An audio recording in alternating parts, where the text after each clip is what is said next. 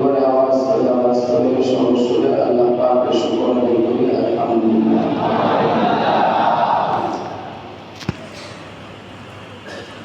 আল্লাহ তাআলা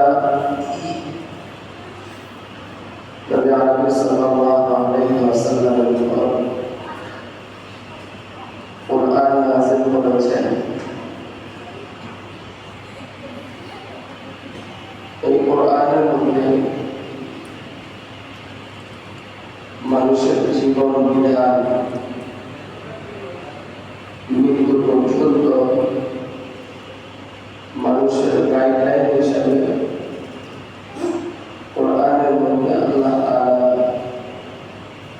সব কিছুর দিক নির্দেশনা দিয়েছেন।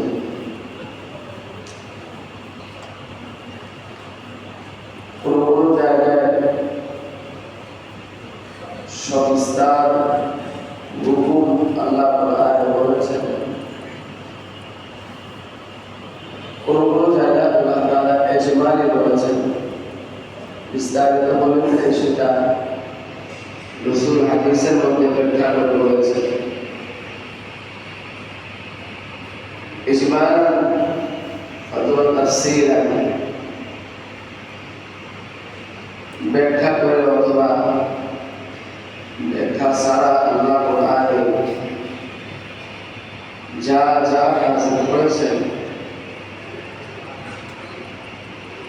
মিন ওয়াহাদ শুরু থেকে শেষ পর্যন্ত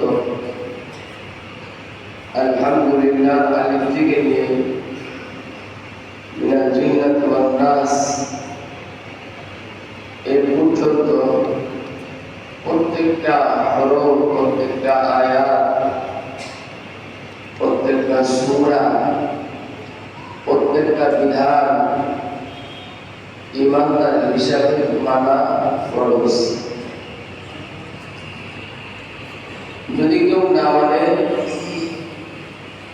গোটা কোরআনকে অস্বীকার করার প্রয়োজন নেই, পুরো একটা সূরাকে অস্বীকার করার প্রয়োজন নেই, একটা পারাকে অস্বীকার করার প্রয়োজন নেই,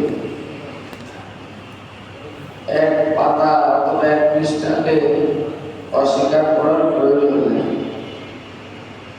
কোন একটা আয়াতকে যদি কেউ অস্বীকার করে অথবা কোরআনের কোন একটা অংশকে যদি কেউ অস্বীকার করে তাহলে সে ঈমানদার থাকবে না, সে বেঈমান হয়ে যাবে। খারিজ আনিল ইসলাম, খারিজ আনিল ঈমান, সে ঈমানদার থেকে বের